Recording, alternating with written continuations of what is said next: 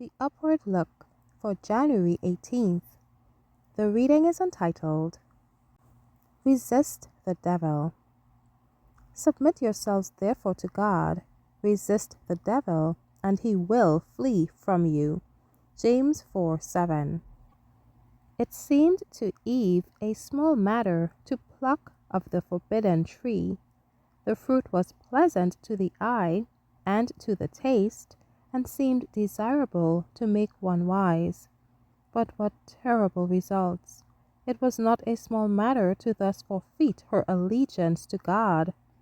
It opened the floodgates of woe to our world. Oh, the amount of evil which will come from one false step! Not to the earth must our eyes be fixed, but upward to heaven. We must pass through dangers and difficulties, making advance at every step, gaining victories in every conflict, still rising higher and higher. The air becomes purer as the soul is brought nearer to heaven. The earth holds no attractions now. The heavenly landscape opens with clearness and beauty. The Christian sees the crown, the white robe, the harp, the palm branch of victory. Immortality is within his reach.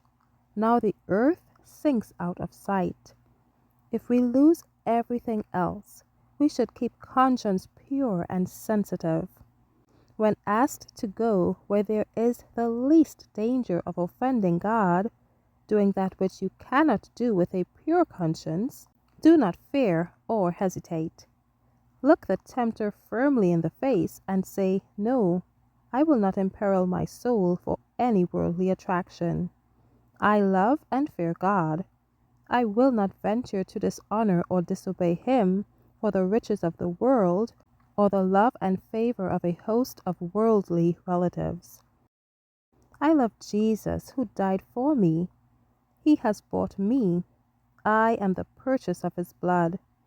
I will be true to his claims, and my example shall never be an excuse for any to turn from the straight path of duty. I will not be a servant of Satan and of sin. My life shall be such as to leave a bright track heavenward.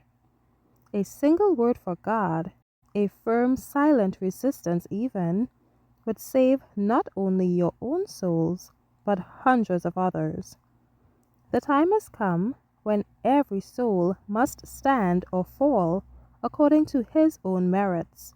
A few righteous acts, a few good impulses may be presented to the mind as evidences of righteousness, but God requires the whole heart. He will accept no divided affections. The whole being must be given to him, or he will not receive the offering. We must now be learning the lessons of faith if we would stand in that time of trouble which is coming upon all the world to try them who dwell upon the face of the earth.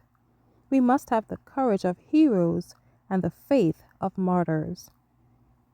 Prepare to meet thy God in peace.